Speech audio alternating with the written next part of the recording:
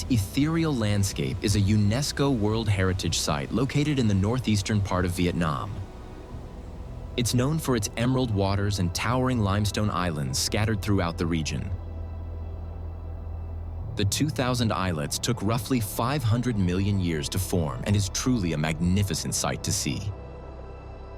It's home to many floating villages that are descendants of fishing communities that have lived here for centuries.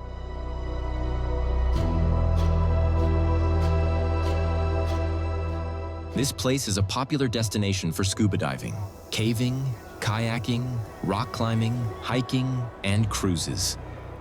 If those are your types of adventure, this is a must visit.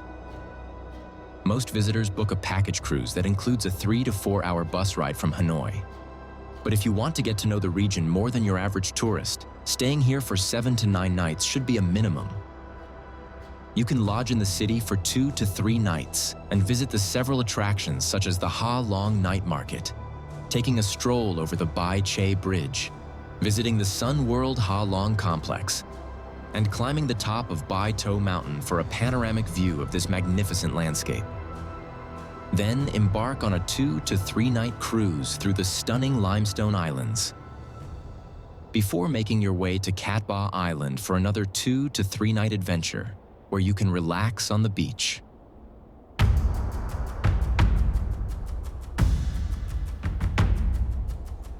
The name Ha Long translates to descending dragon, which originated from sightings of giant sea snakes by a French lieutenant in 1898.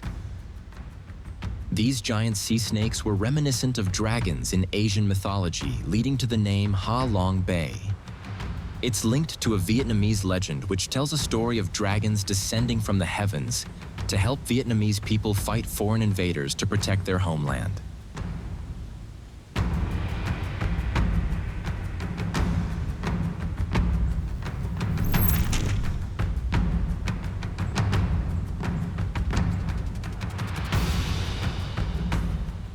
The weather here is cool with clear skies from September to November, and as the season moves from December through March, mist drifts in, making the bay look all the more enigmatic. April and May offer sunshine with a refreshing breeze, while the monsoon season makes a visit from June to August.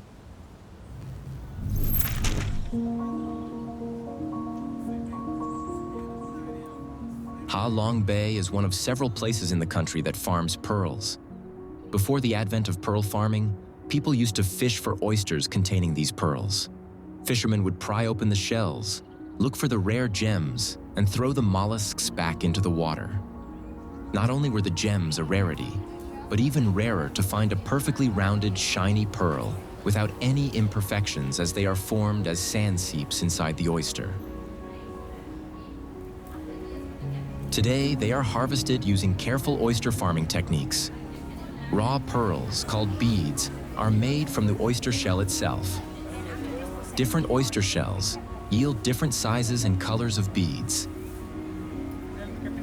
These are then implanted inside the ovaries of the mollusks, which further determines the shape and color of the pearls. First, they cut up a thin, narrow slice of the membrane from the donor oyster. Next, the outer parts of the membrane is removed until only the center is left. It is further cut and divided into smaller square-shaped pieces before being treated with antibacterial. This does not stain or affect the pearls. The membrane is used as a catalyst to stimulate the oyster into producing the pearl. The next stage, they slightly open the recipient oyster where they cut a small slit in the ovaries and insert the raw pearl and the membrane.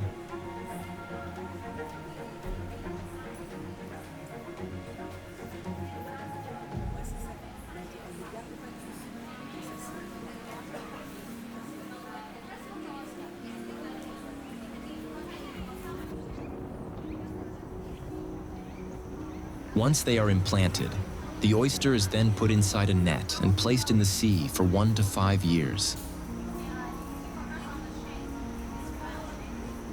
Different oysters require different periods of harvest. Once they have fully matured at sea, the oysters are brought back where they are cracked open, revealing the gem.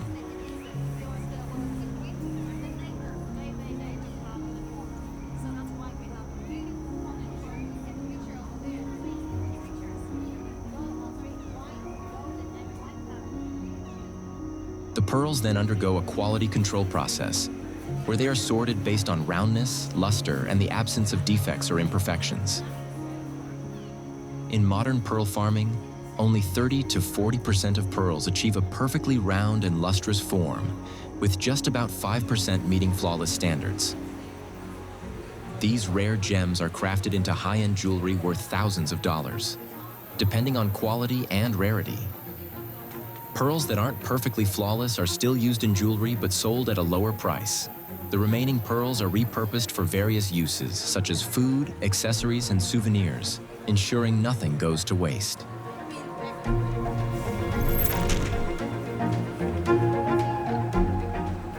After visiting the pearl factory, we headed to the dock to begin our short 2-day cruise. When boarding the transfer boats, be mindful of your step. One of our fellow passengers slipped and injured herself. I'm not usually a fan of cruises since I get cabin fever when confined to one place, like a boat or train. But I figured this short cruise would be worth it, and for the most part, it was. Since I booked a smaller cruise, the cabins were pretty basic. They had a bathroom, an AC unit, and running hot water, but they weren't spacious and lacked a TV. Overall, the cabin could have been better. Next time, I'd opt for a larger ship. However, the benefit of being on a small cruise is the peace and quiet atmosphere. The tour cost $140, with an additional $40 if you want a private room. Essential items to bring on your cruise include your passport, camera, extra cash, since there are no ATMs on the boat, a change of clothes, swimwear, sunglasses, sunscreen, and sandals. From the marina, we headed to a designated anchoring area near T-Top Island, Sung Sot Cave, and Luon Lagoon. Nice weather. Strong sunshine. Yeah, Trang.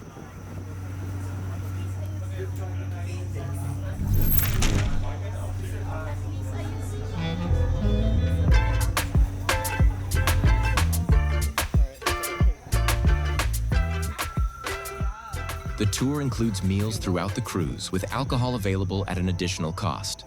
You'll be served lunch and dinner on the first day, breakfast the next morning, and a final lunch on the way back to the pier. Meals are provided in set portions, and everything served was delicious. However, the portions were not particularly large since each meal was shared at the table. Aside from that, the quality was excellent. The first lunch served as a great icebreaker, giving passengers a chance to meet and socialize. The cruise attracted a diverse group of travelers from around the world, including a couple from the Philippines, a group from Taiwan, friends from Hong Kong, and travelers from Germany, Canada, and a family from Saigon.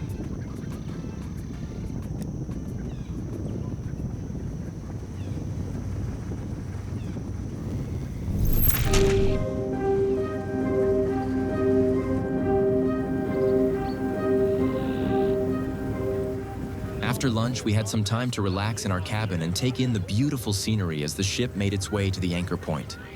Once anchored, we boarded a small boat to take us to Sung Sot Cave. This spot was packed with tourists, truly the epitome of a tourist trap.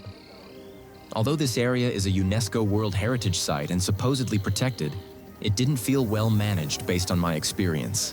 The sheer number of visitors crammed into one location was overwhelming.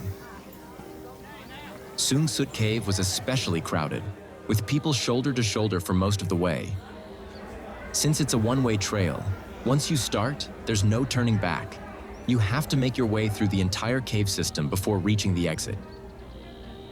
This was the worst part of the tour. There should be a daily visitor limit for this cave and other attractions in the area.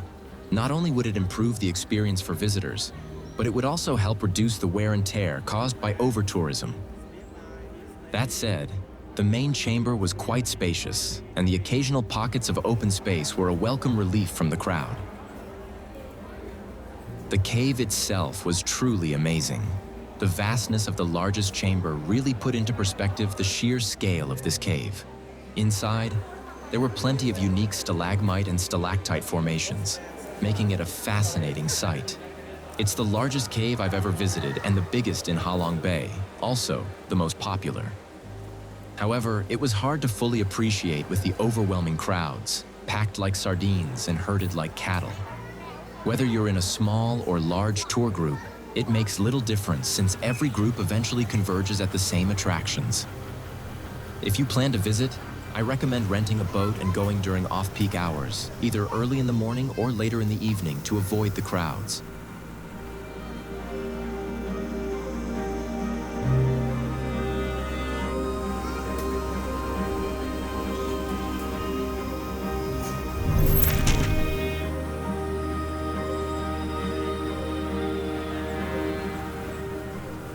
After exploring Sung Sot Cave, we returned to the boat for a short rest before heading out again to T-Top Island and Vang Beach.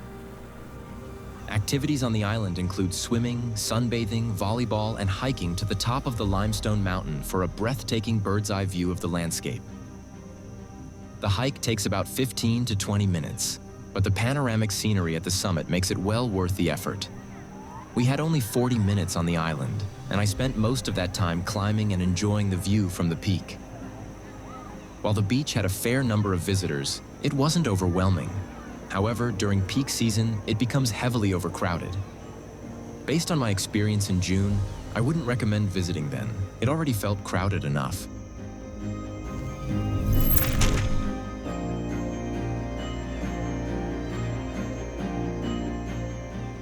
The sunset in Ha Long Bay is, without a doubt, the most breathtaking I've ever witnessed.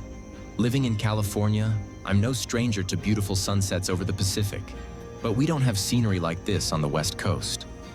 The sight of limestone islets silhouetted against a golden sky feels almost transcendental, like a glimpse into a mystical, otherworldly landscape. I was in absolute awe during this final hour of daylight. If you love watching sunsets, you won't be disappointed here. For the best view, I highly recommend hiking up one of the limestone peaks.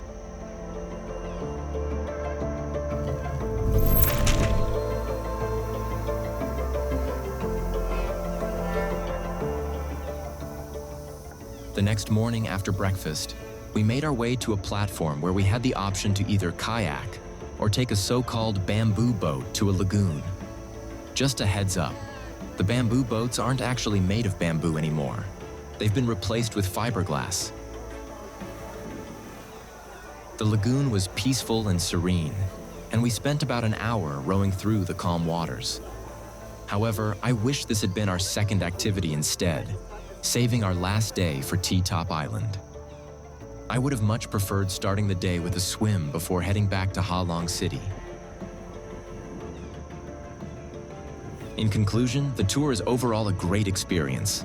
I'd recommend it if you're short on time or have just a couple of days to spare. It offers a good introduction to Ha Long Bay, but there's definitely more to explore beyond the typical tour or cruise. If you have the time, I'd also suggest visiting Cat Ba and renting a motorbike to explore the island. The only part I truly didn't enjoy was Sung Sot Cave. It felt like a total tourist trap. In hindsight, it was one of the low points of my entire trip. Aside from that, Ha Long Bay is definitely a destination worth exploring, and booking a short cruise is a great way to get an introduction to the region.